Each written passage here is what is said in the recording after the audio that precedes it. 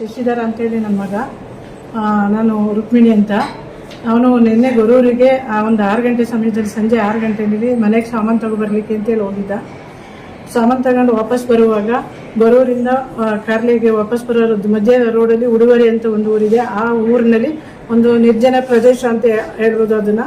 ಅಲ್ಲಿ ಯಾರು ಮನೆಗಳಿಲ್ಲ, ಜನ ಯಾರು ಓಡಾಡ್ತಾ ಇರ್ತಾರೆ ಸ್ವಲ್ಪ ಅಷ್ಟೇ. ಅಲ್ಲಿ ಇವರು ಇನೋವಾ ಕಾರ್ನಲ್ಲಿ ಬಂದು ಇವನ್ನ ಅಡ್ಗಟ್ಟಿದ್ದಾರೆ. ಬೈಕಲ್ಲಿ ಇವ್ನು ಬರ್ತಾ ಇದ್ದಾಗ ಅಡ್ಗಟ್ಟಿ ಅಲ್ಲಿ ಅವ್ರ ಕಾರಿಂದ ಇಳಿದು ಶಿವಕುಮಾರ್ ಅನ್ನೋ ವ್ಯಕ್ತಿ ಫಸ್ಟು ರಾಡಲ್ಲಿ ಇವ್ನು ನನ್ನ ಮಗನಿಗೆ ಹೊಡೆದಿದ್ದಾನೆ, ಕಣ್ಣಿಗೆ ತಲೆಗೆ ಹೊಡೆದಿದ್ದಾನೆ. ಅವಾಗ ಅವನಿಗೆ ಕಣ್ಣು ಕಾಣದೇ ಇರೋ ಥರ ಬ್ಲಡ್ ಎಲ್ಲ ಇದಾಗಿ ಕಣ್ಣು ಕಾಣದೇ ಇರೋಂಗಾಗಿದೆ. ಅದಾದಮೇಲೆ ಅವನು ಶಿವಕುಮಾರ್ ಮತ್ತು ಅವನ ಜೊತೆ ಬಂದಿರೋರು 2 ಜನ ಸೇರಿ, ಇವ್ರು 3 ಜನನೂ ಸೇರಿ ಬೇರೆ ಜೋಳದ ಹೊಲದ ಹತ್ರಕ್ಕೆ ಎಳ್ಕೊಂಡು ಹೋಗಿದ್ದಾರೆ. ಜೋಳದ ಒಳಗಡೆ ಎಳ್ಕೊಂಡು ಹೋಗಿದ್ದಾರೆ. ಹೋಗಾದ್ಮೇಲೆ ಅವನಿಗೆ ಚೆನ್ನಾಗಿ ಹೊಡೆದಿದ್ದಾರೆ. ಕಾಲು ಮುರಿದಿದೆ. ಈ ಕಡೆ ಕಾಲಲ್ಲಿ, ಆ ಕಾಲಲ್ಲಿ ಒಂದು 9 ಹೊಲಿಗೆ ಹಾಕಿದ್ದಾರೆ. ಕಣ್ಣು ಕಾಣಿಸ್ತಾ ಇಲ್ಲ ಇವಾಗ. ಮೈಯಲ್ಲಿ, ಕೈಯಲ್ಲಿ, ಬೆನ್ನಲ್ಲಿ ಎಲ್ಲ ತುಂಬ ರಾಡಲ್ಲಿ ಹೊಡೆದಿದ್ದಾರೆ. ಅವನು ಇವತ್ತು ಎದ್ದೇಳಕ್ಕಾಗ್ತಾ ಇಲ್ಲ, ತುಂಬ ಸುಸ್ತಾಗಿದ್ದಾನೆ. ಬೆಳಗ್ಗೆಯಿಂದ ಸ್ವಲ್ಪ ಮಾತಾಡ್ತಾ ಇಲ್ಲ, ಇವಾಗ ಮಾತು ಕೂಡ ಆಡೋಕ್ಕಾಗ್ತಾಯಿಲ್ಲ. ಹಾಗಾಗಿ ಈಗ ನಮಗೆ ನ್ಯಾಯ ಒದಗಿಸ್ಕೊಡ್ಬೇಕು. ನಿಮಗೂ ಶಿವಕುಮಾರ್ ಅವ್ರಿಗೂ, ಅಂದರೆ ನಿಮ್ಮ ಮಗನಿಗೂ ಶಿವಕುಮಾರ್ಗೂ ಏನು ಸಂಬಂಧ? ಸರ್, ಅವರು ಸ್ಟೇಷನಲ್ಲಿ ಇನ್ಸ್ಪೆಕ್ಟರ್ ಆಗಿದ್ದಾಗ ನನ್ನ ಮಗನಿಗೆ ಪರಿಚಯ ಆಗಿದ್ರು. ಆ ಟೈಮಲ್ಲಿ ಇವನು ಸ್ವಲ್ಪ ಶಿವಕುಮಾರ್ ಮತ್ತು ಇವರಿಬ್ಬರೂ ಒಂದು ವ್ಯವಹಾರಗಳನ್ನ ಮಾಡ್ಕೋತಾ ಇದ್ರು. ಆದರೆ ಅವರು ಒಂದು ಲೋಕಾಯುಕ್ತದಲ್ಲಿ ಇವಾಗ ಇನ್ಸ್ಪೆಕ್ಟರ್ ಆಗಿದ್ದು ಮತ್ತು ಇವಾಗ ಸಸ್ಪೆಂಡ್ ಆಗಿದ್ದಾರಂತೆ.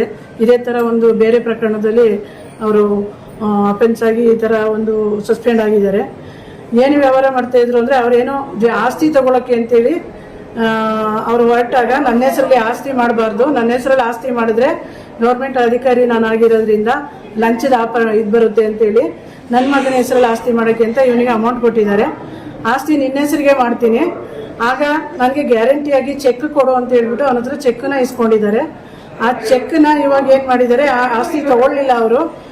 ಸ್ವಲ್ಪ ದಿನ ಅಡ್ವಾನ್ಸ್ ಕೊಟ್ಟು ಇದು ಮಾಡೋ ಟೈಮಲ್ಲಿ ನಮಗೆ ವಾಪಸ್ ಹಣ ಕೊಡು ಅಂದ್ಬಿಟ್ಟು ಹಣನ ವಾಪಸ್ ಇಸ್ಕೊಂಡಿದ್ದಾರೆ.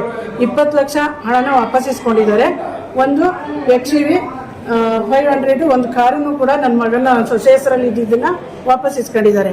ಅಷ್ಟನ್ನೆಲ್ಲ ಇಸ್ಕೊಂಡು ಇವಾಗ ಇವನ ಹತ್ರ ಚೆಕ್ ತೊಗೊಂಡಿದ್ರಲ್ಲ, ಆ ಚೆಕ್ಕನ್ನ ಅವರು ಕೋರ್ಟಿಗೆ ಹಾಕ್ಕೊಂಡಿದ್ದಾರೆ. ಅವ್ರ ಹೆಸರಲ್ಲಿ ಮತ್ತು ಬೇರೆಯವ್ರ ಹೆಸರಲ್ಲೂ ಕೋರ್ಟಲ್ಲಿ ಹಾಕಿದ್ದಾರೆ.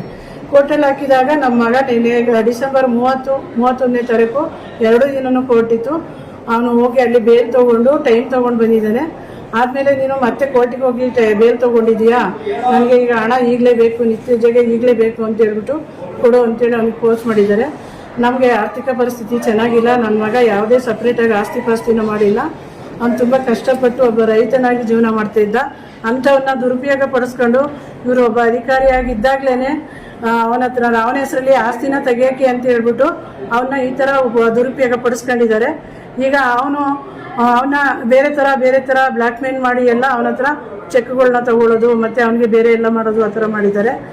ಅವರು ಒಂದು ಕಾನೂನನ್ನ ರಕ್ಷಣೆ ಮಾಡಬೇಕಾಗಿದ್ದಂಥವ್ರೇನೆ ಇವತ್ತು ಈ ಥರ ಒಂದು ರೌಡಿ ಥರ ಹಲ್ಲೆ ಮಾಡ್ತಾ ಇದ್ದಾರೆ.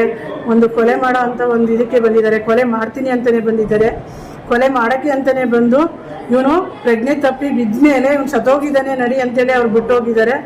ಆಮೇಲೆ ಇವನು ಸ್ವಲ್ಪ ಹೊತ್ತಾದ್ಮೇಲೆ ಜ್ಞಾನ ಬಂದಮೇಲೆ ಕೂತ್ಕೊಂಡಿದ್ದಾರೆ. ಶಶಿಧರು ಕೂತ್ಕೊಂಡಾದ್ಮೇಲೆ ಅಕ್ಕಪಕ್ಕ ಅಲ್ಲಿ ಸ್ಥಳೀಕರಿದ್ದವರು ಓಡ್ ಬಂದು ಇಲ್ಲೆಲ್ಲ ಚಿಲ್ಲಪಿಲ್ಲೆ ಆಗಿತ್ತು, ಗಾಡಿ ಮನೆ ವಸ್ತುಗಳು ಅದೆಲ್ಲದುವೆ ಏನಿದು ಅಂತೇಳಿ ಬಂದು ನೋಡಿದಾಗ ಅವರು ಗೊರೂರು ಪೊಲೀಸ್ ಸ್ಟೇಷನ್ಗೆ ಫೋನ್ ಮಾಡಿ ಆಂಬುಲೆನ್ಸನ್ನ ಕರೆಸಿ ಹಾಸನ ಗೌರ್ಮೆಂಟ್ ಹಾಸ್ಪಿಟ್ಲಿಗೆ ಅಡ್ಮಿಟ್ ಮಾಡಿದರು.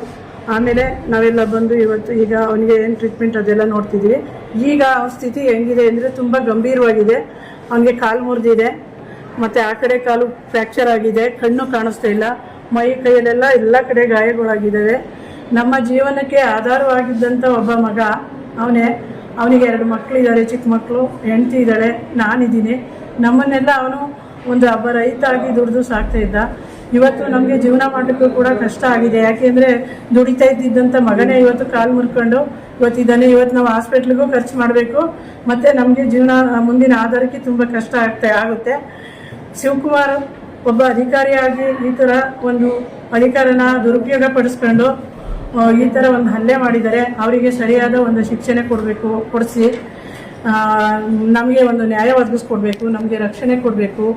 ಮಾನ್ಯ ಮುಖ್ಯಮಂತ್ರಿಗಳಲ್ಲಿ ನಾನು ಮನವಿ ಮಾಡ್ಕೊತಿದ್ದೀನಿ, ಉಪಮುಖ್ಯಮಂತ್ರಿಗಳಲ್ಲೂ ಮನವಿ ಮಾಡ್ಕೊತಿದ್ದೀನಿ, ನಮ್ಮ ಹಾಸನ ಸ್ಥಳೀಯ MLA ಅವರಲ್ಲೂ ನಾನು ಮನವಿ ಮಾಡ್ಕೊತಿದ್ದೀನಿ, ನಮ್ಮ ಹಾಸನ SP ಮೇಡಮ್ ಅವರಲ್ಲೂ ಕೂಡ ನಾನು ಮನವಿ ಮಾಡ್ಕೊತಿದ್ದೀನಿ. ದಯವಿಟ್ಟು ನಮಗೆ ರಕ್ಷಣೆ ಕೊಡಿಸಿ, ನಮಗೆ ನ್ಯಾಯ ಒದಗಿಸ್ಕೊಡಿ.